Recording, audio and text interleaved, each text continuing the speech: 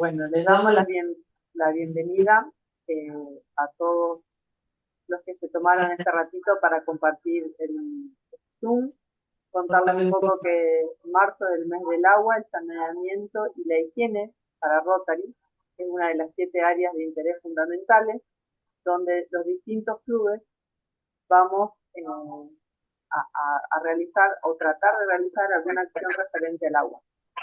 Nuestro club decidió hacer un Zoom, ya que tiene dos de los socios que están vinculados con esto del agua, y le invitamos a Cristian Latino, que es socio del Rotary Club de Casilda, para que nos acompañe esta vez para hacer este lindo Zoom. Les cuento un poquito cómo va a ser la temática, la metodología. Van a hablar 20 minutos cada uno de los expositores y luego vamos a abrir para las preguntas. Así, así nos vamos quedando pensando y después le vamos a preguntar a cada uno el, el, la pregunta que ustedes les quieran realizar sobre la temática. Ahora les presento a Cristian, que tiene casi 20 años de Rotario, ¿no, Cristian? Dentro de poquito cumplí los 20 Sí, años. este año 20. De Rotary Club de Casilda, fue 2 veces presidente de su club y actualmente se desempeña como gerente general de Aguas Santafesinas, y hoy la temática que nos va a tratar es la de agua y medio ambiente, cómo cuidar este preciado recurso. Así que todo tuyo para que te escuchen nuestros amigos y colegas rotarios.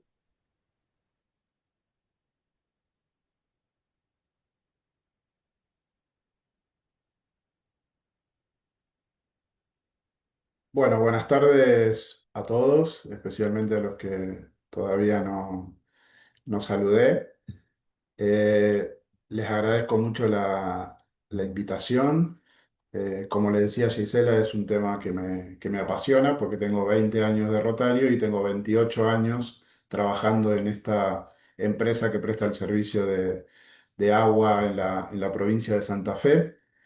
El tema que nos convoca y que Gisela me planteó para transmitir está vinculado al cuidado del agua, a cómo podemos en casa cuidar el agua y darles algunos tips.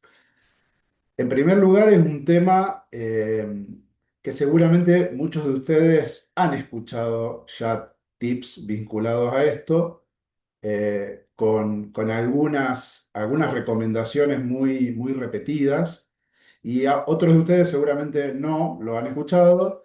Entonces lo que intento en esta presentación es hacer un poco un mix. No olvidar las recomendaciones básicas, que son las que pueden haber escuchado en muchos otros lugares, y tratar de traerles algunas que están vinculadas o que están adquiridas a partir de lo que yo he visto en estos años vinculado a la prestación del servicio. En primer lugar, o la primera pregunta es, ¿por qué pensamos que tenemos que cuidar el agua? Eh, si bien hay varios factores, elegí primero estos tres. En primer lugar, porque el agua es esencial para la vida. No voy a explicar esto, creo que todos sabemos por qué, pero de todas maneras, Luciano en lo que sigue va a abordar un poco más de este tema, así que lo dejamos ahí. En segundo lugar, eh, porque en nuestra zona el consumo de agua es muy elevado. La media de consumo a nivel mundial está entre 100 y 200 litros por habitante por día. Y en nuestra zona, especialmente en la zona de la provincia de Santa Fe y de varias localidades de la Pampa húmeda, el consumo está entre 300 y 500 litros por día. Creo que esto tiene que ver, por un lado, por una cuestión de hábito, pero principalmente porque vivimos en una zona realmente beneficiada por la naturaleza. Tenemos o vemos agua en exceso, pero creo que eso es un error. hay muchos lugares del mundo y si ven al lado hay un otro, el tercer punto es que es un recurso limitado, pero como les decía, nosotros vivimos en un lugar donde nos parece que hay mucha agua, pero no toda el agua que vemos es apta para potabilizar. En el mundo solamente el 3% del agua es dulce y el 1% es accesible para potabilizar. Em, No hace falta que nos vayamos a África para ver lugares donde falta agua. En nuestra zona también hay lugares que tienen problemas de agua. Si nos vamos hacia el oeste del país, en Mendoza, obviamente que el agua es un recurso mucho más valorado de lo que es para nuestra zona. Pero en nuestra propia provincia de Santa Fe, o hablemos de la provincia de Buenos Aires, ya que tenemos gente de esa provincia, también hay zonas que tienen problemas de agua, o de falta de agua, o de problemas de calidad de agua. Pero bueno, los que vivimos cerca del río Paraná, vemos un río tan grande que decimos el agua sobra, el agua se saca del río y se distribuye. Pero la verdad es que eso no es tan así, o tenemos que tener cuidado porque eso puede cambiar.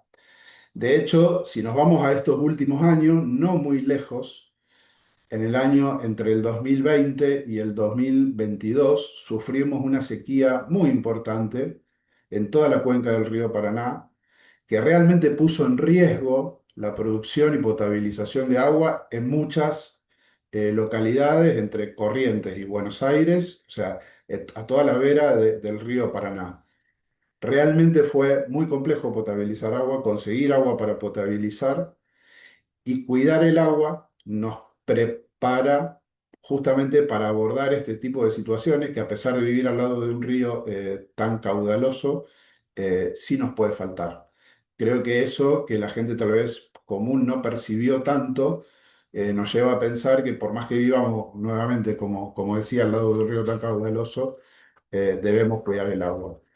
Pero cuando hablamos con la mayoría de las personas, mucha gente dice, pero yo no gasto mucha agua. En realidad no gasto mucha agua y en realidad es porque no tienen en cuenta este primer dato que es importante. Una canilla abierta durante una hora consume aproximadamente 500 litros de agua. Depende de un montón de factores, diámetro, presión, el tipo de cañería o de instalación, pero en promedio una canilla abierta consume 500 litros de agua por hora.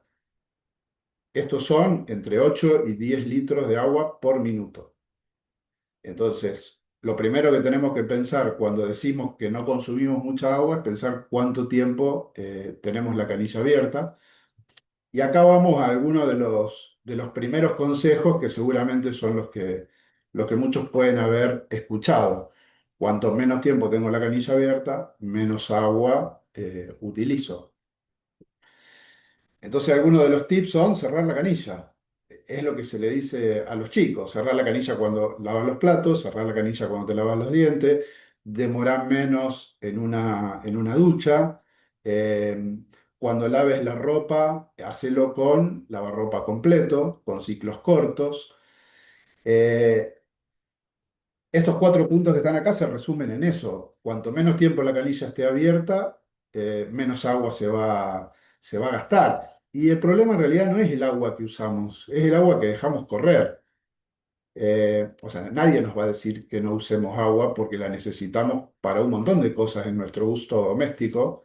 El problema está en el agua que dejamos correr, o sea, en qué es lo que sucede mientras nos cepillamos los dientes. Cada minuto, como dije antes, que la canilla evitemos que esté abierta, son entre 8 y 10 litros que ahorramos de gastar o de tirar por las cañerías. Un punto que seguramente muchos habrán escuchado también es que la manguera es un enemigo del cuidado del agua. Y ahí van otro listado de recomendaciones que pueden haber escuchado también, que son lavar el auto con manguera, en lugar de lavarlo con manguera, lavarlo con un balde, regar la vereda, lavar, perdón, la vereda también con un balde en lugar de hacerlo con manguera. En cuanto al lavado del auto, lo que más vemos, la mayor parte del tiempo, mientras estamos lavando un auto, no lo estamos mojando, lo estamos refregando o pasándole jabón. Y el tema es que en ese tiempo la manguera queda abierta en el piso generalmente. Ese es el problema en sí del uso de la manguera para el lavado del auto o del uso de la manguera para lavar la vereda, que en algunos casos, más que para lavarla, lo usamos para barrer. Yo he visto gente con el chorro de la manguera correr una hojita hasta la calle o hasta el cordón. Y por último, vinculado a la manguera, también está el tema del riego. Hay una cuestión muy importante en cuanto al riego, y es que nosotros tenemos que tener en cuenta que el agua potable de red nunca va a suplir la cantidad del agua de lluvia. O sea, si estamos en periodos secos en los que no llueve, no tenemos que inundar el patio para regar una planta. Los lugares donde hay sequía, los lugares que son naturalmente áridos, casi desérticos, si nos vamos a Medio Oriente, donde no llueve, no riegan inundando los terrenos. Al contrario, lo riegan con goteo, lo riegan yendo puntualmente al lugar donde tienen que regar. Por eso un consejo es regar cuando es necesario regar con agua potable, porque no tenemos agua de lluvia. Cuanto más focalizado sea el riego, mejor. Por eso no hace falta hacerlo con una manguera, sino que se puede hacer con una regadera o con un balde. De todas maneras, hasta acá estos son los consejos más comunes y ahora quiero ir a algunos otros consejos, ¿no? Eh, Cuando decimos no manguera, en realidad es por lo que les decía. El no manguera es porque la manguera queda abierta. Pero con solo, como se ve en pantalla, 5.000 pesos podemos comprar un pico de corte para la manguera. Y en ese caso sí se puede usar la manguera si nos resulta incómodo el balde, levantar un balde y acarrearlo.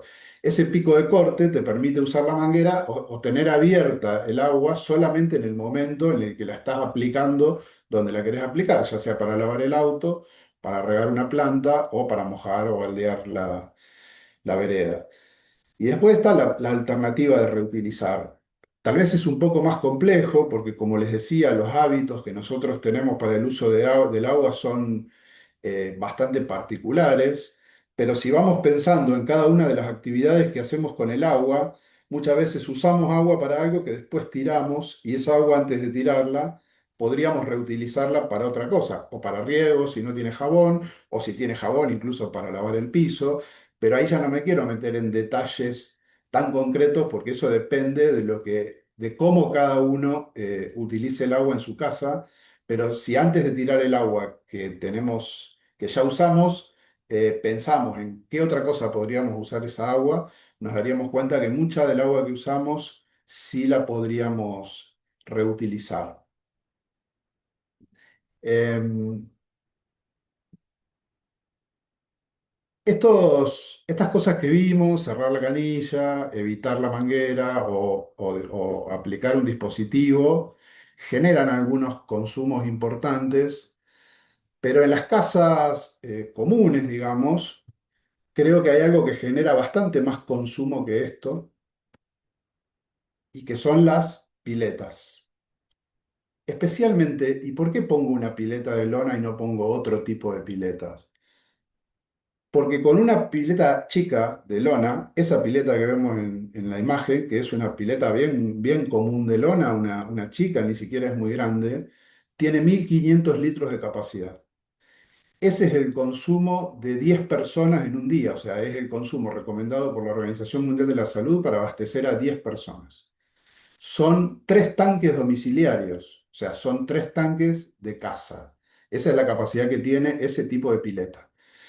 Y la cuestión que tiene principalmente esas piletas es que no suelen tener un cuidado adecuado el agua y en muchos casos se cambia cada 2 días o todos los días.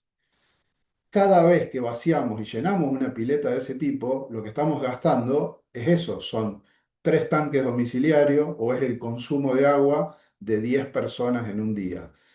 Pero además, en algunos casos, y especialmente en verano, donde el servicio en muchos lugares suele tener problemas de presión, yo siempre en mi trabajo me gustó buscar la manera de ayudar a la gente cuando la gente viene y plantea un problema.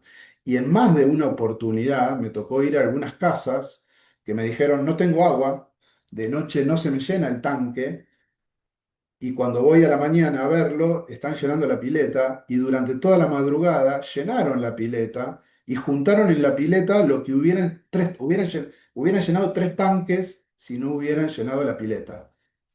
Y por supuesto que no estamos diciendo, o no estoy diciendo, que no debe usarse una pileta, porque justamente en muchos casos, en verano, o sea, ¿qué estoy diciendo? ¿Que con 40 grados no podemos tener una pileta? Por supuesto que no, no es esa no es ese el consejo, sino que el consejo es cuidar el agua de la pileta. Si al agua de una pileta de lona le agregamos unas tapitas de lavandina, como la que tenemos cada uno en casa, si la tapamos con un pedazo de media sombra cuando no la estemos usando para que no le caigan adentro hojas o tierra, y si le sacamos lo que cayó, o sea, una hoja que cae de la pileta, si la sacamos no la ensucia, pero si la dejamos y se va al fondo y se pudre, obviamente que nos genera tener que cambiar el agua. Así que esos consejos, que en realidad son eso, son tratar de cuidar el agua de la pileta para en lugar de cambiarla todos los días, que me dure una semana o 15 días. Cada día o cada vez que evito cambiarla, estamos ahorrando 1.500 litros de agua, que no es poco. Hay otros consumos que tenemos un poco menos en cuenta, pero que lo vemos y a veces nos acostumbramos a verlo, y son las pérdidas. Esto tiene dos cuestiones. Por un lado, que es cantidad de agua que no nos imaginamos, o sea, el volumen de agua que se pierde en este tipo de fugas es mucho más que el que pensamos. Y después, que es agua que no usamos. O sea, es agua que se va al desagüe.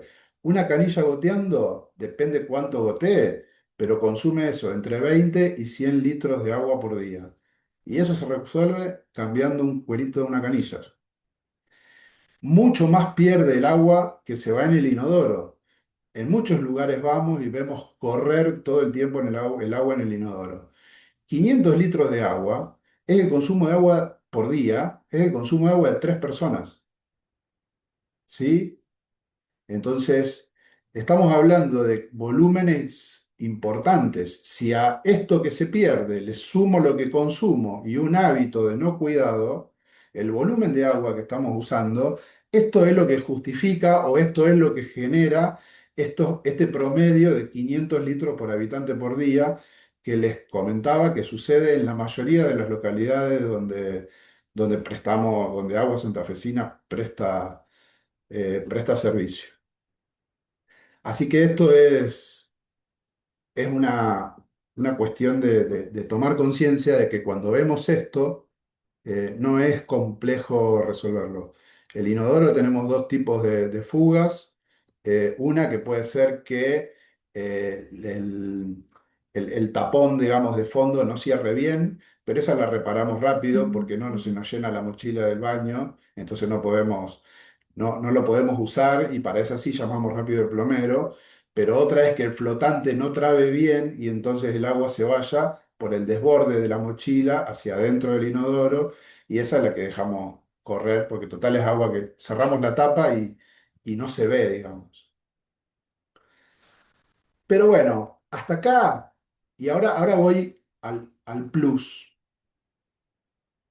Porque hasta acá está todo bien, pero pueden ser cosas que hayan escuchado y en definitiva son cosas que vemos o que sabemos y nos hacemos los distraídos, pero a mí me interesa mucho más transmitirles o ayudarlos a ver esto que es el agua que perdemos, pero que no sabemos que la perdemos, sencillamente porque no la vemos. Y este tipo de agua que perdemos suele tener volúmenes muy importantes, muchos más de los que se imaginan. ¿Y a qué me estoy refiriendo? Me estoy refiriendo a las pérdidas ocultas, a las pérdidas que hay adentro de los domicilios, pero que como les decía, no las vemos. Y generalmente, ¿por qué no las vemos? Porque se van al desagüe sin que la percibamos como si la vemos en el inodoro, que es lo que recién les decía. Los tanques domiciliarios suelen tener cañería de desborde para que no se rebalse por arriba en muchos casos, que es la que se ve en la flechita amarilla que está arriba en esa imagen, no sé si se alcanza a percibir. En algunos casos esos desbordes suelen estar conectados al propio desagüe del techo. Entonces, si el flotante no está funcionando bien, no tapa bien, y el tanque tiene, como está bueno que lo tenga, digamos, ese tipo de desborde, y ese desborde está conectado al pluvial o a la cañería cloacal, según el caso que sea, no vamos a ver que esa agua se está perdiendo. Y eso es una canilla abierta las 24 horas si es que tenemos un buen servicio en el que el agua sube durante todo el día al tanque. Recuerden que una canilla abierta son 500 litros por hora. Si tenemos este problema en el tanque y el nivel de presión que hay en la zona de nuestra casa hace que el tanque se llene durante todo el día, la cantidad de agua que perdemos acá es enorme. Perdemos el agua que consumen en un día 3 personas, pero en una hora. O sea que tendríamos que multiplicar 24 por 3. Otro tipo de fuga no visible, oculta, pero sí un poco más visible, es la que se da en la rotura de cañerías en paredes. Acá sí lo solemos ver porque solemos ver la humedad, aunque a veces la tapamos con un sistema tipo blotting en lugar de reparar las cañerías o antes de reparar las cañerías.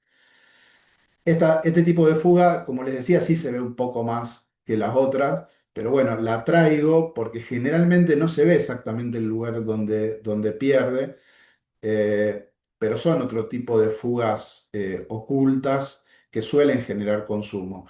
Porque lo que se ve en la pared es lo que quedó ahí, pero seguramente esa agua está filtrando también hacia el piso. Y la más importante de todas es la fuga de agua oculta en el piso. Generalmente los caños pasan bajo el piso y tenemos contrapiso. El agua siempre va a buscar, las fugas normalmente comienzan siendo chicas y siempre van a buscar el lugar más fácil para brotar. En un terreno natural de tierra, generalmente el lugar más fácil es la superficie, pero abajo de un contrapiso, el lugar más fácil no es brotar por arriba del contrapiso. El lugar más fácil es primero inundar la tierra y a partir de inundar la tierra, buscar algún tipo de escape hacia algún desagüe que generalmente están cerca de las cañerías de agua. Recordemos que en el baño conviven la cañería de agua y la cañería de desagüe, que en la cocina conviven la cañería de agua con la cañería de desagüe.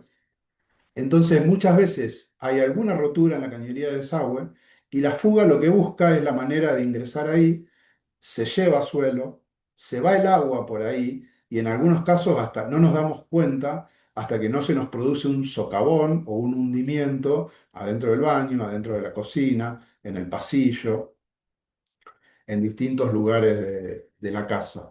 Yo les puedo asegurar que acá se pierde mucha agua.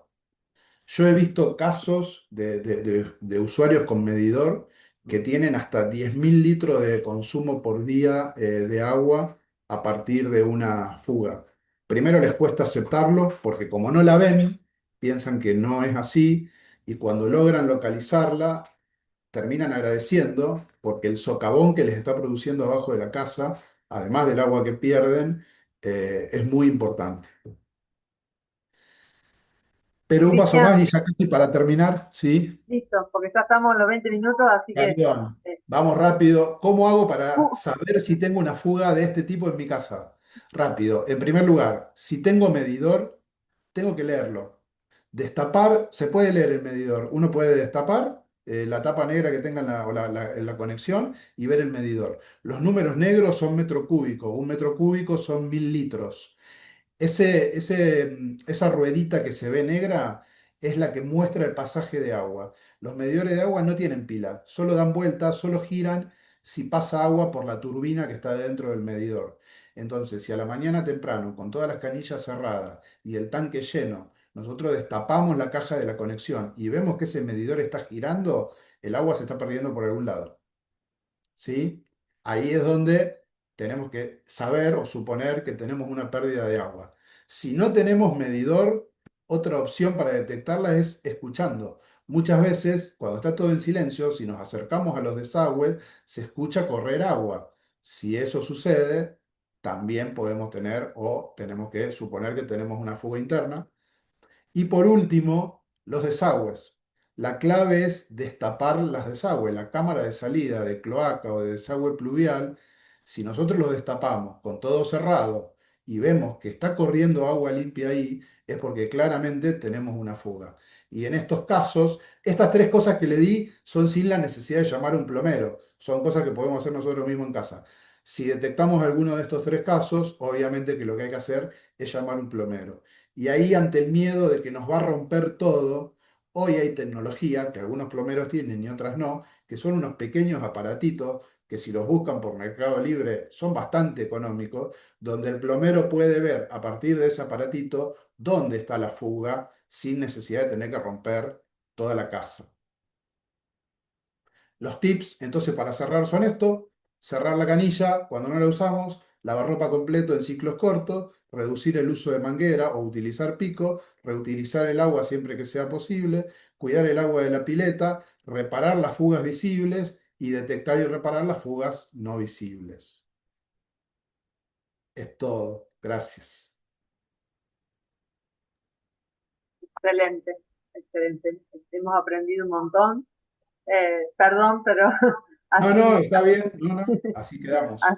así no lo podemos escuchar al resto. Seguimos con Constanza, la voy a presentar. Los que quieran tener alguna preguntita hacia Cristian lo escriben. Si quieren lo pueden empezar a escribir en el chat, así después que terminen los otros oradores, también, también responde Cristian. Constanza Matio es nuestro contacto en el club para los programas para líderes jóvenes. Ella es bromatóloga, auditora en ASAL de Capitán Bermúdez, que es la Agencia Santafesina de Seguridad Alimentaria. Es responsable del curso para obtener el carnet de manipulador de alimentos. Es responsable del Departamento de Calidad e Inocuidad de SIMLAR, Sociedad Anónima del Frigorífico Larrauri, y hoy hablará sobre el agua segura en casa. Bienvenida, Constanza, y te dejamos el micrófono abierto para vos. Bueno, buenas noches, Gil, muchas gracias. Buenas noches para todos. Bueno, como siempre menciono, vamos a arrancar ahora con la parte de lo que es el quality control, ¿no? El control de calidad.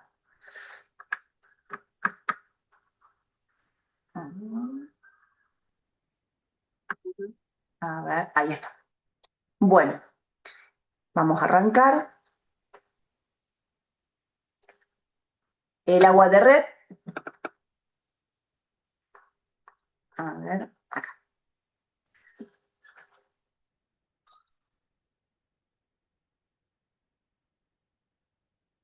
Bueno, en situaciones ideales, bueno, nuestros hogares llegan por redes de cañerías, agua que ha sufrido un proceso de potabilización. Acá tenemos rápidamente cómo es el proceso del agregado de coagulantes, la sedimentación, ¿sí? Donde es la separación, luego una filtración, un desinfectante, principalmente para el área microbiológica, y luego el almacenamiento. Esto lo vemos rápidamente. Bueno, una vez que el agua es tratada y lógicamente previo a eso es sometido a análisis microbiológicos y fisicoquímicos según lo que establece el Código Alimentario Argentino, va a llegar a el tanque, ¿sí? O a través de la red domiciliaria se puede usar de manera directa. Para regar, para consumo humano, para limpiar o para lavar el auto, como bueno, mencionaba Cristian. Al tanque se puede utilizar para bañarse, ¿sí? Para alimentos, para bebida, para lavado de manos. Bueno, hay una pregunta que generalmente se suelen hacer los consumidores, la cual es si siempre es segura el agua directa de red. Bueno, a veces el proceso o el transporte puede fallar. Un tip que podemos tener los consumidores es prestar atención principalmente a lo que es el olor, el color, la turbiedad, donde estas especificaciones también las podemos realizar a través de los análisis en los que son los laboratorios. ¿Sí? Bueno, ¿qué pasa con la del tanque? Autoridades competentes realizan un importante esfuerzo de vigilancia y control sanitario en las industrias y establecimientos alimentarios. Sin embargo, también los consumidores pueden hacer mucho para evitar alguna de las causas que pueden producir enfermedades ligadas al consumo de alimentos.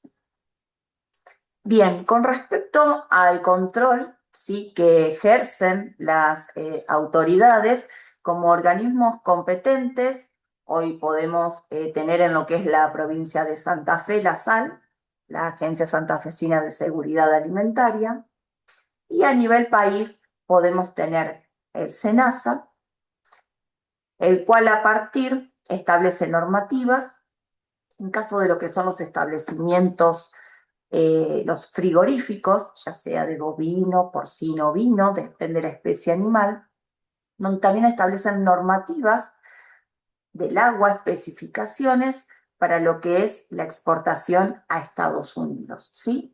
Tanto especificaciones en valores físico-químicos como en valores microbiológicos. Y también, lógicamente, vamos a ver más adelante, con respecto al tanque, uno mismo puede hacer muestreos, es relativamente sencillo, y una vez al año puede controlar la calidad del agua a partir de análisis físico-químicos y semestralmente puede controlar los parámetros microbiológicos. Diferentes son las exigencias en establecimientos alimentarios, donde con respecto a los parámetros microbiológicos, los controles o las frecuencias suelen ser cada 15 días y las especificaciones físico-químicas, ¿sí?, los análisis físico-químicos, la frecuencia puede variar entre 3 meses a 1 año, ¿sí? Es mucho más exigente. Bueno, me pareció interesante compartir la limpieza de los tanques de lo que es justamente domiciliario. Bueno, ¿cuál es el primer paso? Es vaciar el tanque, ¿sí?, dejando una cierta cantidad de agua que permita lavar con un cepillo el fondo, las paredes y las tapas.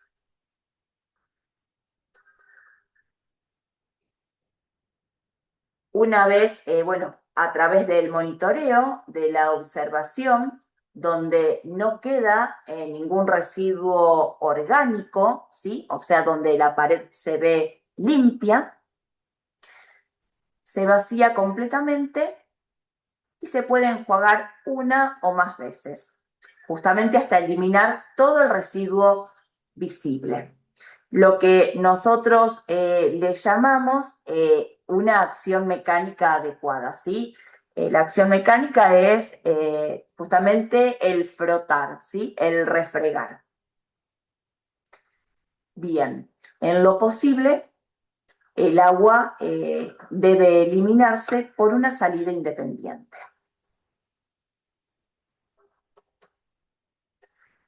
Bueno, yo no recuerdo si acá está la frecuencia, pero bueno, como les mencioné, los tanques domiciliarios,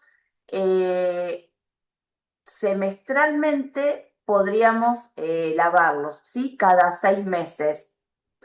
¿Cómo podríamos detectar si la frecuencia del lavado es antes? Simplemente con un monitoreo, como se dice en los establecimientos alimenticios, o simplemente controlando el tanque de agua, destapándolo, porque es muy importante que los tanques de agua estén cubiertos por tapas, ¿sí?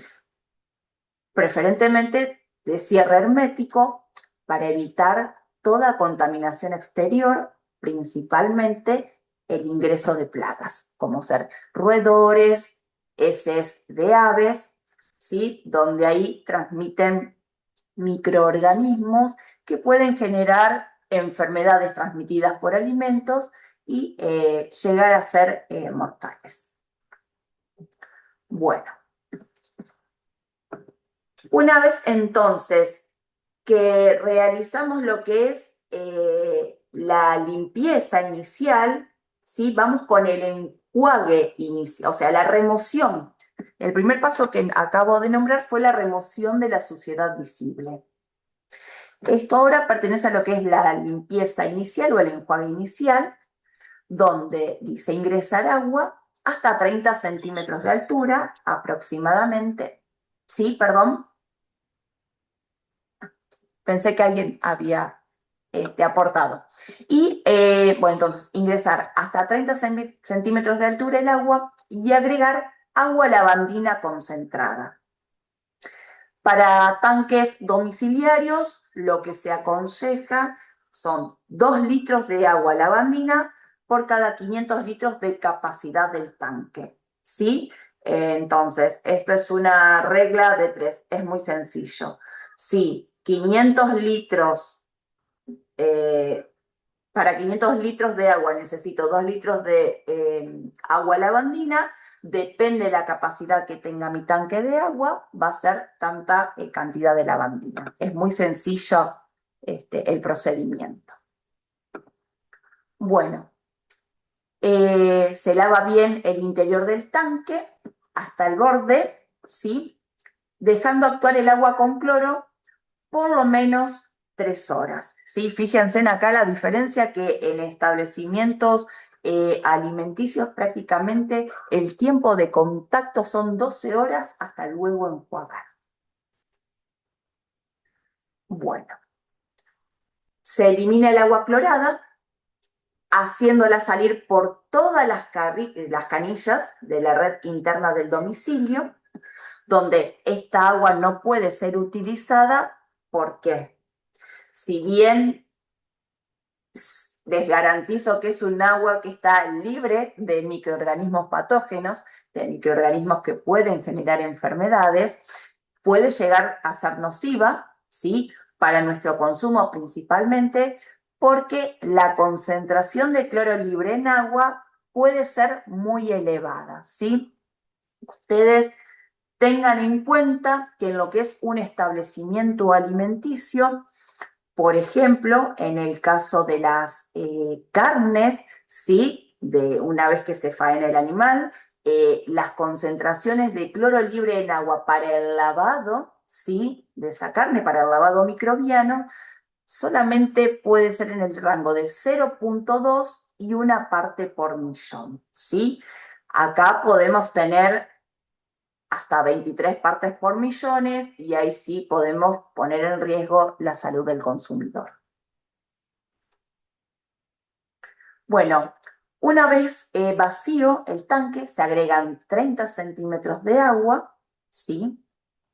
Donde una vez que alcanzamos ese nivel, se deja escurrir por todas las canillas para que enjuague las cañerías, evitando cualquier otro uso. Lógicamente, este agua no se puede volver a utilizar. Una vez realizado el enjuague final, ¿sí? Se llena nuevamente el tanque y se deja correr agua por cada una de las canillas durante 5 minutos para terminar de enjuagar. Bueno, ¿Alguna pregunta o duda o lo dejamos para después? Sí. Sí, sí, yo ya estuve anotamos para después, ¿le parece si arranca Luciano Perfecto. y tenemos algunas dudas? Igual fue bastante clarito, o sea, bien para Bueno, presentar. Igual va. yo tengo unas dudas anotaditas, así que pasamos con Lu. Muchas gracias, Constanza, fue No, por muy didáctico, como siempre, lo tuyo. favor. Y esperamos a ver las otras preguntas también. Bueno, ahora el tercer disertante es Luciano Migliani, es nuestro presidente de imagen pública del club. Él es técnico en promoción de la salud, técnico universitario en nutrición, y está muy cerquita de porque está haciendo la tesis, ya está en los últimos pasos para ser licenciado en nutrición, y su exposición tiene el nombre de Salud en un vaso de agua. Dale, Luz. Bueno, gente, buenas noches. Espero que anden bien. Ahí ya les voy a compartir para poder ilustrar un poco lo que vamos a ir conversando. Bueno, eh, creo que es un poco el resultado final de tanto lo que expuso Cristian como lo que expuso Constanza es llegar un poco a esto. Tenemos un elemento, una gran parte dentro de lo que es nuestra salud y principalmente nuestra alimentación, como lo es el agua segura, el agua potable, de la cual se habla mucho, pero la gran mayoría de los recursos, de las estrategias que se utilizan para esto, se centran en, bueno, ¿cómo hago para darle agua a la persona que tiene sed? Y no se piensa un poco más allá, como, ok, está bien, pero yo tomo agua sin tener sed, ¿y eso qué beneficio me trae? ¿O a dónde va ese agua? Entonces vamos a enfocarnos un poco para recorrer esa cuestión. En principio, en lo que tiene que ver con nuestro cuerpo humano, con nuestro organismo, el agua cumple infinitas funciones. O sea, si ustedes lo piensan, nuestra sangre está hecha casi en su mayoría de agua, por lo tanto, es gracias al agua que hay un importante transporte de sustancias. Cuanta mayor agua hay en nuestro cuerpo, más fácil es disolver un montón de sustancias y por lo tanto la digestión se hace mucho más fácil, la absorción de medicamentos se hace mucho más fácil, la liberación de ciertos tóxicos se hace mucho más fácil también. Por supuesto que el agua participa de prácticamente todos los procesos metabólicos que existen en nuestro organismo, entonces respiramos bien gracias al agua, digerimos bien gracias al agua, pensamos bien gracias al agua. Por lo tanto, cubrir una buena hidratación tiene que ver básicamente con que la bioquímica del cuerpo funcione correctamente. Y pensándolo más en la salud de forma como global, hay mucha gente que asiste a los médicos, a los nutricionistas, incluso psicólogos, kinesiólogos, osteópatas, cualquier profesional de la salud, planteando problemas, patologías, dolencias, buscando tal vez que le den ese medicamento justo, esa estrategia justa, y a veces la respuesta primera está en, che, ¿y cómo estás tomando agua? Porque, por ejemplo, lo vamos a ver ahora en breve, pero hay muchísima gente que tiene grandes dolores de cabeza que se derivan de una deshidratación crónica. Hay niños que están constantemente cansados que se debe a la falta de agua. Hay personas que buscan bajar de peso donde el problema está en realidad que gran parte de su cuerpo está deshidratado, o estudiantes que les cuesta concentrarse y que se debe a la falta de agua en su dieta. Entonces es mucho más abarcativo que solamente, tengo o no tengo sed, sino que verdaderamente la falta de agua en nuestra dieta, en nuestra alimentación en general, puede derivar en decenas de cuestiones diferentes. Principalmente porque el agua es la que forma la gran parte de nuestro cuerpo, incluso en partes del organismo que uno no se lo imagina. Por ejemplo, es muy normal pensar en esto del cerebro, que uno lee los libros y dice, el cerebro está formado principalmente por ácidos grasos, grasa, lípidos en general. Y sin embargo, es gracias al agua a la que este órgano tan importante cumple con todas sus funciones eléctricas. Porque si ustedes lo piensan, es el órgano eléctrico por excelencia y la electricidad no pasa por la grasa, pasa por el agua. Lo mismo con los huesos. Uno los ve como algo completamente inerte, pero en muchos huesos es donde se sintetizan los componentes de la sangre y por lo tanto también necesitan estar bien hidratados. La hidratación incluso es un gran componente, por ejemplo, en el tratamiento contra la osteoporosis, contra la artritis, la artrosis, la osteopenia. Hay muchísimos componentes de la salud que son intervenidos por buscar una correcta hidratación en los distintos órganos del cuerpo. Y no solamente pensar en el agua que compone el organismo, sino también en pensar que tenemos que reponer una sustancia que está constantemente saliendo de nuestro cuerpo.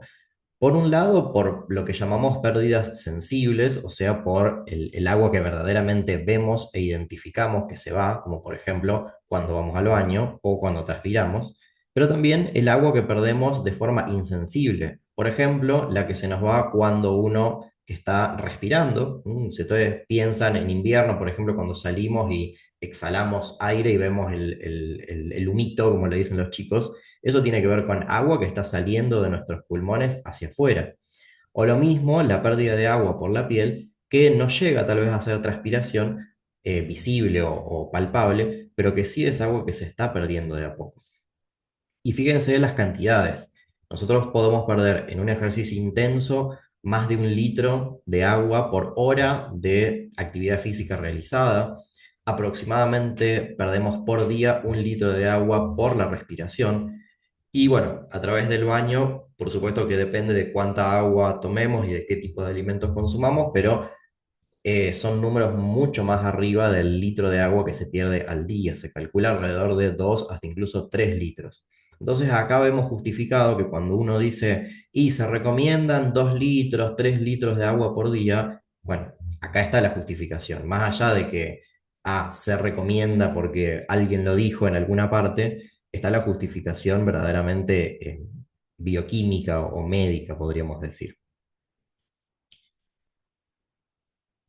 Por lo tanto, cuando mucha gente dice, y pero ¿cómo sé que tengo que tomar agua? ¿Cómo me doy cuenta que es el momento? Bueno, no hay un momento indicado y uno no indicado. La respuesta a la pregunta de si hay que tomar agua siempre es que sí. En todo momento, a toda hora, en todo lugar, y ahora, como vamos a ver a continuación, de la forma en la que me sea más fácil.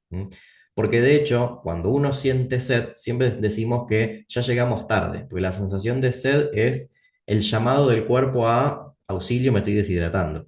Entonces no es sano ni útil para el cuerpo decir, bueno, tomo un traguito cuando me da sed, cuando se me seca la boca, cuando siento así como que hace muchas horas que no voy al baño, sino de tener siempre agua a mano. Ahora vamos a ver con qué estrategias para no llegar a ese punto. Y por supuesto adaptado a nuestras circunstancias vitales de la manera más cómoda posible. ¿Cómo nos podemos dar cuenta que ya pasamos la barrera de la sed y que ya estamos entrando en deshidratación? Bueno, por supuesto que los signos son muchísimos y depende incluso de la edad de la persona que estemos considerando, pero lo que se suele sentir, por lo menos en adultos, son algo de mareos, mucho cansancio, dolor de cabeza que no tiene otra causa, como decíamos recién, la boca seca. El signo del pliegue, que básicamente consiste en que ustedes puedan agarrar el dorso de la mano y literalmente hacer como un pellizquito, como cuando nos dicen pellizcame a ver si estoy dormido. Y si yo suelto la piel y la piel tarda un poco en bajar, en volver a su estado normal, eso me está diciendo que ya tengo deshidratación incluso en la piel. Por lo tanto, la necesidad de agua es inminente. En niños, en bebés menores a 2 años, puede aparecer un llanto indiscriminado que no se va con nada, puede aparecer incluso que los ojos se hunden un poco, que se levanta un poco la temperatura, que aumenta la frecuencia cardíaca. Hay un montón de signos que se pueden presentar.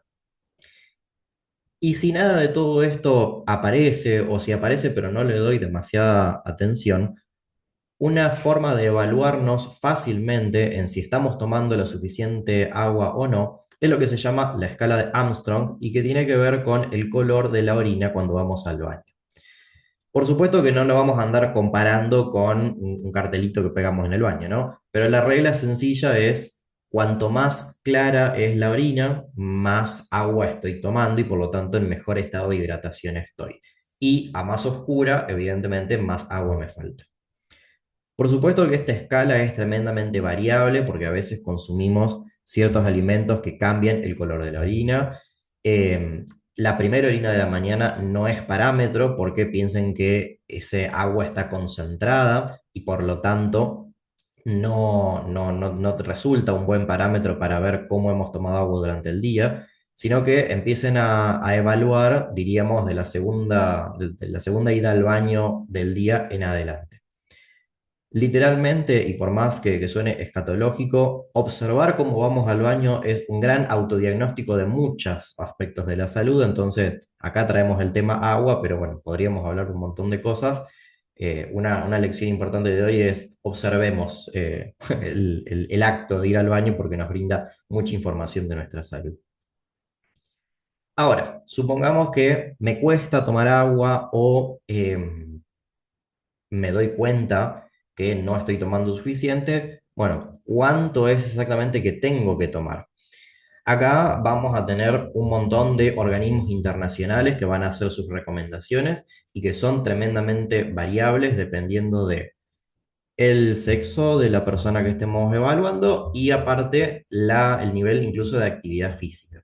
Nosotros acá en Argentina no nos regimos por ninguna particular, depende de con qué organismo decida trabajar cada profesional, no hay guías específicas. Por lo menos hasta el año pasado seguíamos bastante la de la OMS, pero bueno, con esto de estar saliendo y entrando, medio como que se complica. Si quieren un promedio, podríamos decir que tanto para hombres como para mujeres, en días en los que no hagamos actividad física intensa, los 2,5 litros son un número interesante, relativamente fácil de cubrir y fácil incluso de calcular. Por supuesto que a mayor actividad física hagamos durante el día, cuanto más calor haga ese día, o si estamos en climas muy secos, sea que estemos de vacaciones o que vivamos en zonas más secas, bueno, esta cantidad puede aumentar incluso hasta 3 litros, 3,5 litros. Ahora, uno lo ve así y dice, es un montón, porque personas que por ahí no estamos tan acostumbradas, decimos, che, son 2 botellas enteras y una botellita más chica, ¿dónde meto toda esa agua? Por ahí los que no nos gusta andar por cualquier baño, en cualquier lugar, decimos, no puede ser, no lo puedo admitir, no me entra en la cabeza. Pero lo importante es pensar que cuando se habla de 2,5 litros de agua, estamos hablando del agua total que ingerimos en toda la dieta. Y por lo tanto, ese agua va a venir del agua propiamente dicho que estemos tomando, pero también va a venir de todas las bebidas que tomemos e incluso de los alimentos. Entonces, tomar agua potable, mineral, filtrada, de botellito, de lo que sea, bueno, no tiene mucho misterio. Después vamos a ver alguna estrategia más puntual. Pero sí es interesante pensar en el tema de las infusiones. Nosotros acá en Argentina tenemos muy incorporado el mate. Por suerte y para alegría de muchos de ustedes, les aviso que es un mito esto de que el mate deshidrata en vez de hidratar. Si ustedes lo piensan, es una forma súper sencilla que tenemos de incorporar agua. Hay personas que nos dicen, sí, hoy me tomé 2 termos, y bueno, ahí entraron literalmente 2 litros o mucho más, depende del tamaño del termo. Y lo mismo si pensamos en el café, si pensamos en el té helado, en el tereré, en el mate cocido, en cualquier infusión que de repente nos pongamos a preparar. Es cierto que cualquiera de estas infusiones tienen sustancias que son diuréticas, entonces nos hacen ir más al baño, pero no perdemos el equivalente. No es que si me tomo 1 litro de mate me da las ganas de ir al baño por el equivalente de 1 litro. Entonces, valoremos ese punto de hidratación. No lo tomemos como única fuente. No pensemos que nos tenemos que hidratar a base de mate, té o café, porque aparte vienen un montón de otras consecuencias por exceso de cafeína, de taninos, de sustancias amargas, etc. Ni hablar si son personas que tienen acidez, reflujo, etc. Pero sí pensemos que en el total, en la cuenta al final del día, cuentan. Y aparte es un recurso que se puede saborizar, entonces a las personas que les cuesta tomar agua sola suelen resultar un vehículo sencillo. Si hace frío, me permite tomar agua, porque hay mucha gente que dice, y no, en invierno me cuesta estar con la botellita. Bueno, el termo con té, con alguna infusión saborizada, incluso con el mate, viene muy bien. Y lo único que tendríamos que cuidar en estos casos son las temperaturas muy extremas. Tal vez no tanto el frío, pero sí el tema de las bebidas muy calientes que a veces pueden llegar a traer más problemas que beneficios por quemaduras, por ser propensas a generar ciertos tipos de enfermedades, de cáncer, etcétera. Pero si no, son una vía tremendamente segura. Y lo mismo pasa con los alimentos. Se calcula aproximadamente que para nuestra dieta el 30% del total del agua está dada por los alimentos, principalmente por los alimentos de origen vegetal y frescos. Entonces piensen que acá, en un promedio de 3 litros diarios que hay que tomar, ya un tercio vino dado por la comida que estemos ingiriendo. Por supuesto que no va a pasar con todos los alimentos. Yo no puedo comparar el agua que me da una nuez con la que me da una manzana, por ejemplo. Pero sí pensar que el elevar el consumo de frutas y verduras, principalmente frescas, es aportar muchísima agua en la dieta. Prepararlas en forma de jugos, en forma de licuados, en forma de ensaladas, de sopas, de guisos. También es traer el agua del alimento y aparte vehiculizarla con más agua, que por ahí me cuesta tomar sola. Em, Pensar en otras opciones para acompañar alimentos o comidas que no sea el agua sola. Entonces ahí viene la gente que disfruta de tomar soda, por ejemplo, que disfruta de tomar aguas perfumadas o como también se le llama, saborizadas.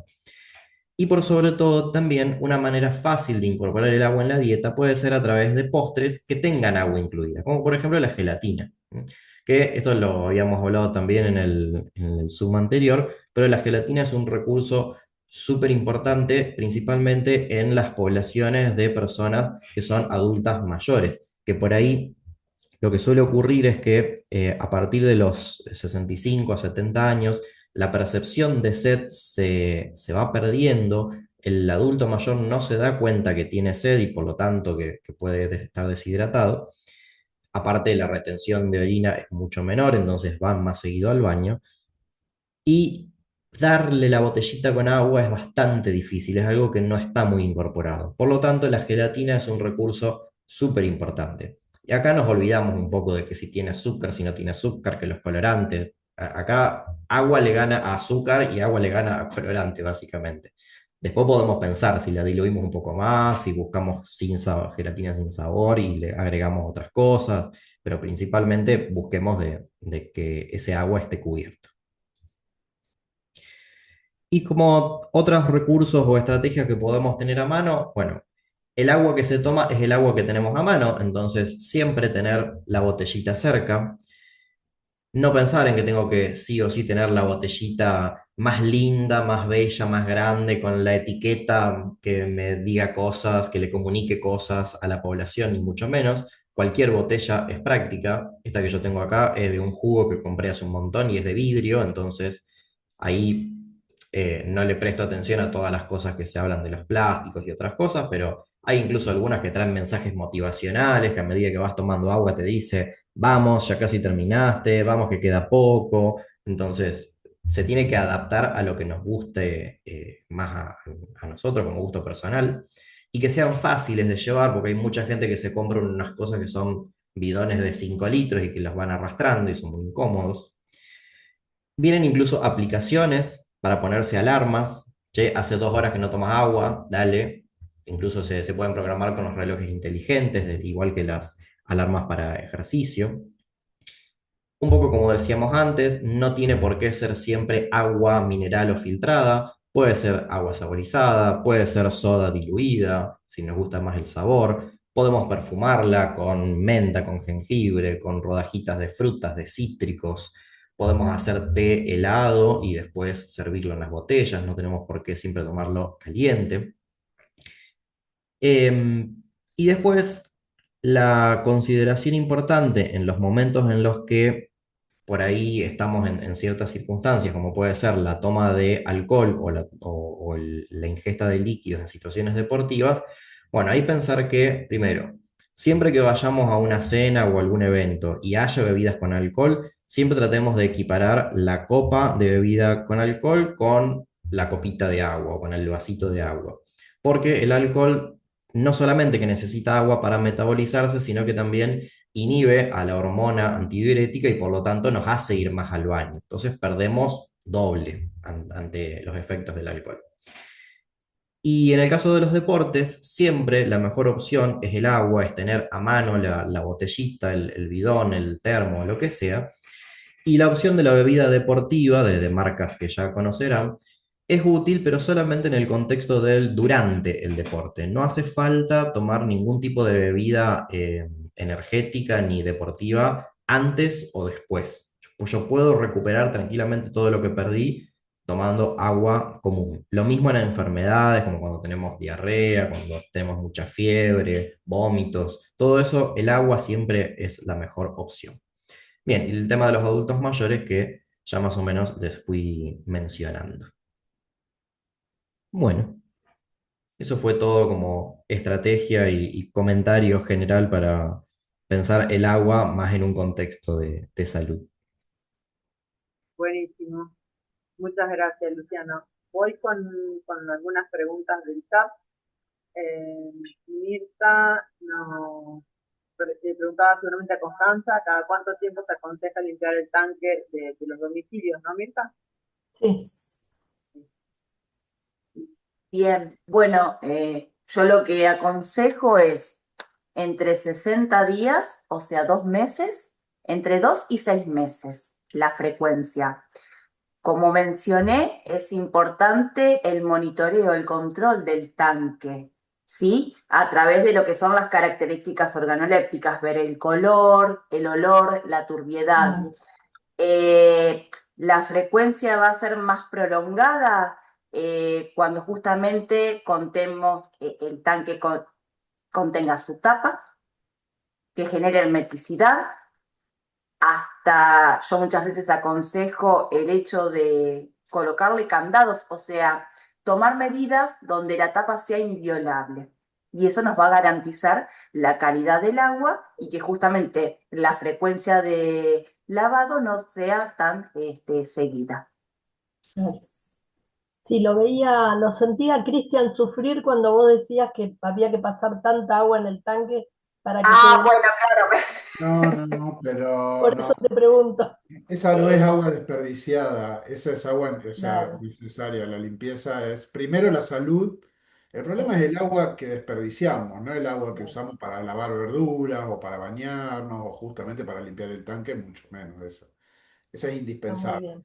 Bueno, O sea vos que sabés que yo quería agregar el lavado de manos y Luciano me dice, no, no, no, el lavado de manos en otra ocasión porque imagínate que son 20 segundos donde tenemos que lavarnos las manos correctamente. Así que bueno, eso lo dejamos para otra charla. Y sí te comento, Cristian, que estoy evaluando en el frigorífico la posibilidad de usar desinfectantes para todo lo que son equipos que están en contacto directo con el alimento, que no tenga que sufrir un enjuague. Entonces, de esa manera también, ¿no es cierto?, controlar el suministro de agua, que es mucho en los establecimientos alimenticios.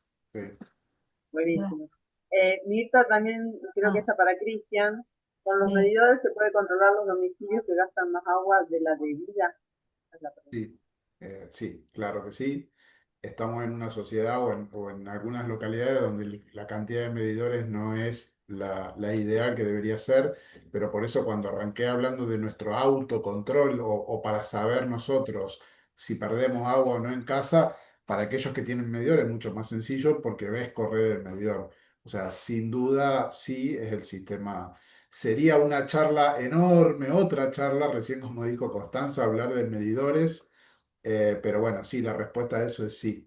Eh, es claramente, te permite ver el consumo. Gastón te Claro, más que pregunta, nada, perdón. dale, No, dale, yo dale, Mirta. pensaba, digo, porque hasta multa se podría cobrar cuando a la gente no le interesa cuidar el agua. No, a Porque, ver, no viste, vos tiene, hablaste de un exceso, de sí, el una exceso persona que está bien, a lo mejor ella no lo sabía, pero bueno. No, el exceso en nuestra sociedad es muy grande y uno de los factores, aunque por eso insisto en que no quiero, tal vez, si quieren, otro día hacemos una charla específica de esto, pero en los lugares del mundo donde el agua escasea, es carísima. O sea, en Europa un metro cúbico de agua cuesta entre 3 y 4 euros. Y justamente, ¿cuál es el objetivo?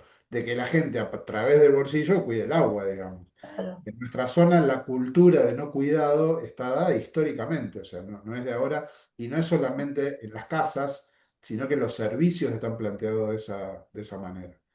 Pero bueno, sin duda es el sistema más justo y que más nos permite cuidar el agua. Gracias. José, tenés levantada la mano, desmuteate y hacer la pregunta tranquilo. Bienvenido. Buenas tardes, terminando aquí en El Salvador. Mucho gusto. Interesante la plática. Yo pertenezco al Club Santa Tecla y manejo un programa que se llama Yo Limpio, que ustedes han de haber oído hablar, Descontaminar para Vivir. Dos preguntas concretas. Una es si ustedes tienen alguna gráfica relacionada con el lavado de ropa de la gente de nuestras comunidades que lo hace directamente en un río, contamina el agua y así fluye hacia las comunidades río abajo. Sería interesante para que nosotros promovamos la especie de cómo hacerlo y cómo tratar esa agua ya jabonosa antes de regresar al río.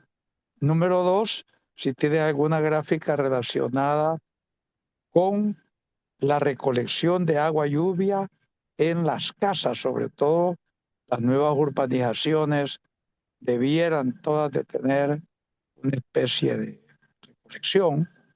Significa tener quizás 2 tanques o 2 cisternas, una para el agua potable diaria y otra para tener agua para otros usos. El jardín podría ser, sobre todo en época de verano. Les saludo afectuosamente. Soy José Mauricio Andino Loro, del programa Rotary Olimpio. Gracias. José, con respecto a lo del agua de lluvia, no sé si alcanzaste a ver, pero cuando yo hablaba de reutilizar, parte del agua que se puede reutilizar y en nuestra zona no estamos tan acostumbrados a hacerlo, es la de agua de lluvia. Estamos en una región que tenemos en promedio 1000 milímetros de lluvia anuales y no aprovechamos el agua de lluvia como podríamos. En algunas grandes ciudades hay reglamentaciones que exigen reservorio de agua a grandes edificaciones, pero no es algo que como sociedad tengamos instaurado. Pueden algunas casas, alguna persona acostumbrarse a juntar agua de lluvia, pero no como algo que lo tengamos arraigado como hábito, digamos, lamentablemente. Y con respecto a tu otra pregunta, la verdad que no sé si alguna localidad o en algún lugar rural realizan eso que vos decís del lavado directamente en un río o en un curso de agua.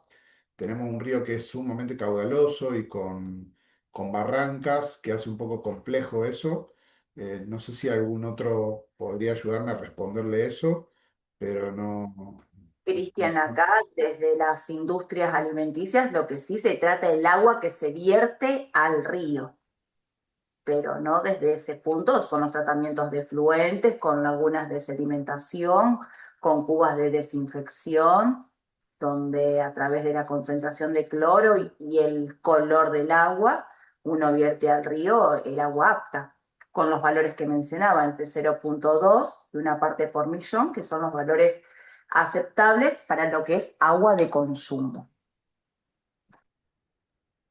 José, te invito a si tenés ganas de dejarnos un mail como para poder seguir investigando un poco sobre esto y también tener en eh, tu proyecto, poder cerciorarnos más sobre lo que están haciendo Gracias. Yo Limpio.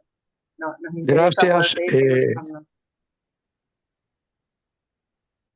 En las comunidades tienen que lavar su ropa, entonces utilizan jabón y lo más fácil para ellas acercarse al río en una orilla, en una poza, y allí lo hacen. Me ha activado interés que ustedes no han visto esto en comunidades ahí en Argentina. Bueno, es tan grande y nosotros caemos unas 100 veces ahí en Argentina, creo yo.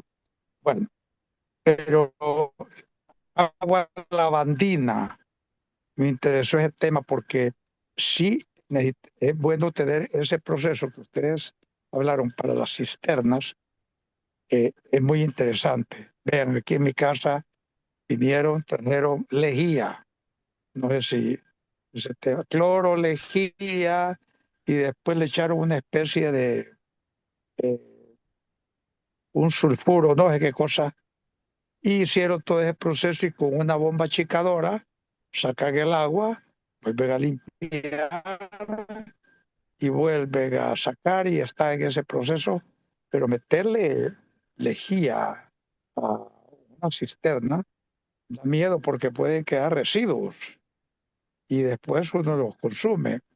Entonces, si tuvieran ustedes un sistema, pasos a seguir, perfecto, y aclararme qué es el agua lavandina, cuál es el contenido que tiene para limpiar una cisterna. Gracias. Hasta aquí llego. El agua lavandina es lo que le llamamos el hipoclorito de sodio, ¿sí? Se puede usar en diferentes concentraciones, en establecimientos, no solo agua lavandina, sino se puede usar amonio cuaternario como agentes desinfectantes, ¿sí? Donde las concentraciones van entre el 1 y el 3%. Lógicamente yo le estoy hablando desde lo que es establecimientos, donde lo que nos garantiza que no hay residuos, ¿sí?, de cloro libre en agua es a través de los controles físico-químicos, justamente, o microbiológicos. En nuestra normativa, en realidad, exige que el agua de bebida tenga cloro. De hecho, Claro, exacto. tiene un parámetro mínimo y uno máximo. El Tal cual. mínimo es 0,2 parte por millón y el máximo es 1,2 parte por millón. O sea, eso es lo que garantiza que el agua sea potable. Obviamente que si la concentración excede eso, sí puede ser perjudicial para la salud. Cuando lo hacemos, o sea, el agua de red difícilmente tenga más, porque justamente la dosificación está controlada en un tanque, como recién explicaba Constanza. Obviamente que después de utilizar esos 2 litros de lavandina cada 500 litros de agua, hay que vaciar el tanque, enjuagarlo, volver a vaciar, como ella lo explicaba. Obviamente que no conviene que quede más concentración de cloro de la recomendada. Armando, ¿querías aclarar algo? Sí, con respecto a José Mauricio, eh, quizás en la región nuestra, en Argentina específicamente, hay gente, más que todo en la zona donde hay colectividades indígenas, que usan el río para su lavado de ropa. Y esto es muy común ver en Centroamérica, en Honduras, hasta Guatemala o Costa Rica, de comunidades indígenas que lavan su ropa en los cauces del río. En otros países también pasa lo mismo, específicamente bien al norte, en la provincia de Salta, Jujuy, Formosa, Chaco. Hay muchas comunidades indígenas que usan el río para el lavado de su ropa. Indudablemente que nuestro país es un mosaico de características de tipo de agua dulce que tenemos, específicamente la potable, ¿no? Indudablemente hay diversas acciones naturales que fueron cambiando ese mapa en nuestro país, eh, y tiene características diversas. José Mauricio, sí, realmente se puede utilizar no solamente el hipoclorito de sodio, sino también se puede usar, algunos usan lejía, que es soda cáustica diluida, pero por lo general se usa sulfato de aluminio, que es un elemento flocculante, intercambia carga con algún sistema coloidal del agua, eh, y se puede lograr clarificar esa agua de lavado. Indudablemente para hacerla potable es un poquito más compleja, pero se puede reutilizar esa agua para el riego, por ejemplo. Ese es en el caso específico de José Mauricio. Eso conlleva indudablemente a una serie de interacciones que no tienen las colectividades indígenas, porque ni siquiera tiene en nuestro norte del país agua potable. O sea, por más que tengan agua del río, con agua dulce, que es superficial, no tienen agua potable. Hay zonas de Salta que hubo épocas de 2 o 3 años sin lluvia, cuando antes, en la época de verano, nuestro norte se excedía en cantidad de lluvia de milímetros anuales en la época de verano. En estos momentos está pasando, está volviendo ese ciclo en el norte de nuestro país y realmente el tema del agua potable, por más que nuestro país es beneficiado por la cantidad de agua, en algunas regiones que van variándose al cabo del tiempo, ¿no? Y con respecto a la cosecha de lluvia, que estaba hablando también Cristian, hay una entidad nacional que ustedes la conocen que se llama INTA. El INTA tiene una forma de trabajo muy particular con respecto a la cosecha de agua. Y yo no la conocía, le digo sinceramente, yo nací en Tucumán y vi la primera cosecha de agua en mi primera auditoría en Honduras y no sabía que en el norte de nuestro país se hacía la cosecha de agua, específicamente en Salta, Jujuy, en el Chaco y en Formosa. El INTA ya instaló en muchas comunidades de Corrientes, por ejemplo, cosecha de agua. Nosotros estamos estudiando el tema en nuestro distrito, en el Delta Medio, con el INTA, en tratar de solucionar, antes que nada, la bajada impresionante del Paraná en los 2 últimos años. La cosecha de agua, indudablemente, es un mecanismo que tiene muchos tipos de cosecha de agua. Eso yo creo que lo hablé en la reunión que tuve eh, el año pasado con vuestro distrito, con respecto a la incidencia que tiene la cosecha de agua en las zonas industriales, ¿no? Quizás en las zonas que no son tan industriales es mucho más fácil hacer una cosecha de agua.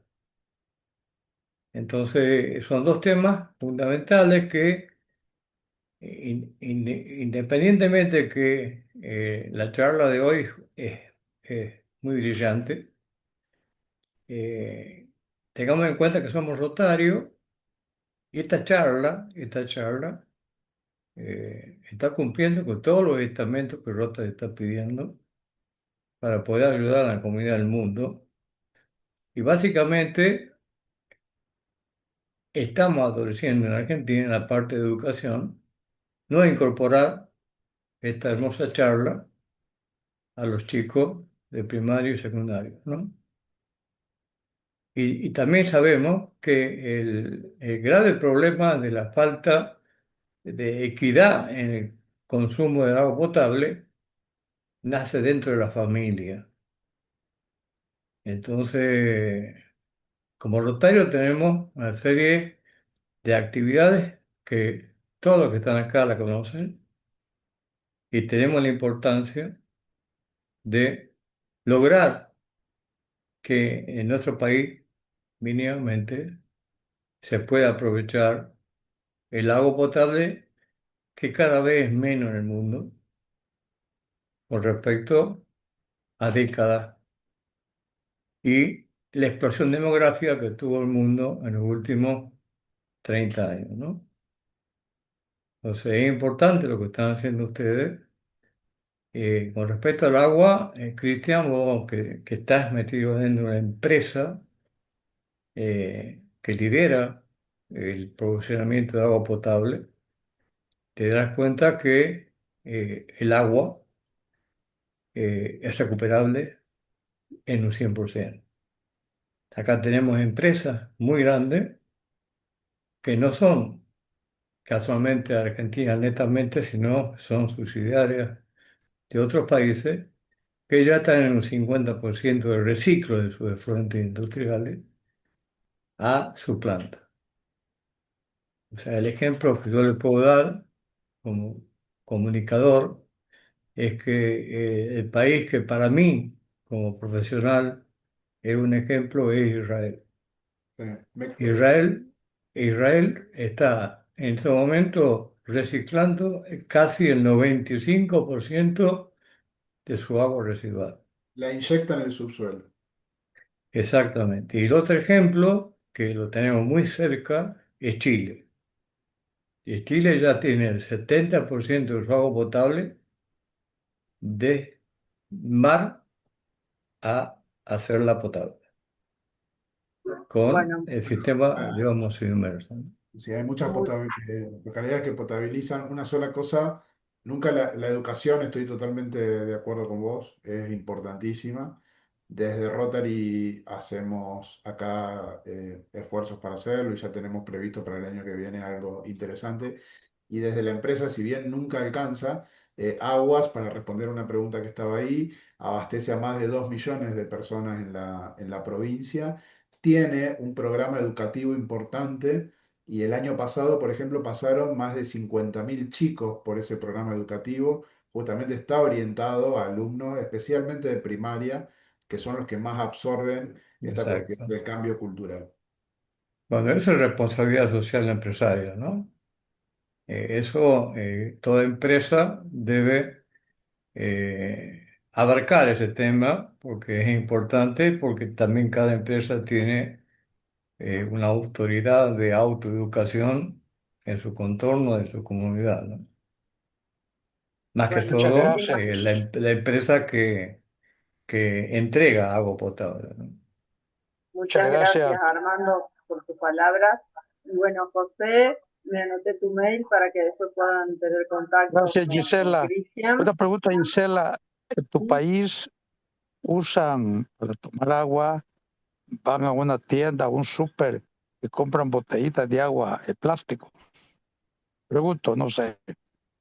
Acá Sí, agua hay sí, ¿O de toman sobra, agua de un chorro? de todo, del chorro, de la canilla, porque es potable. Tenemos desde bidoncitos de 5 litros hasta el todero que pasa intercambiando las botellas que tienen una pequeña purificación. Nosotros, como ves, somos del cordón industrial de San Lorenzo, donde la gran mayoría de las empresas toman agua, pero también la filtran para devolverla. Cristian me podrá corregir. Eh, Hay mucho control donde estamos, porque es una zona muy industrial, donde vierte al río este Paraná, que es inmenso, y del que después Agua Santafesina toma el agua para distribuirla en la mayoría de las ciudades, aunque hay algunas que todavía tienen pozo. Acá el agua está muy cerquita de la superficie también, José. Entonces, Muchas gracias. por eso esta cultura de que acá hay agua por todas partes y que no nos cuidamos como deberíamos, por eso se hizo este Zoom, para que en las casas empecemos a tener un poquito más de cuidado, tanto sea en el lavado del tanque como en el consumo diario. Bueno, yo les dejo agradecido en este país de maravillas fabricadas, entre comillas, para mantener la imagen de nuestros personajes.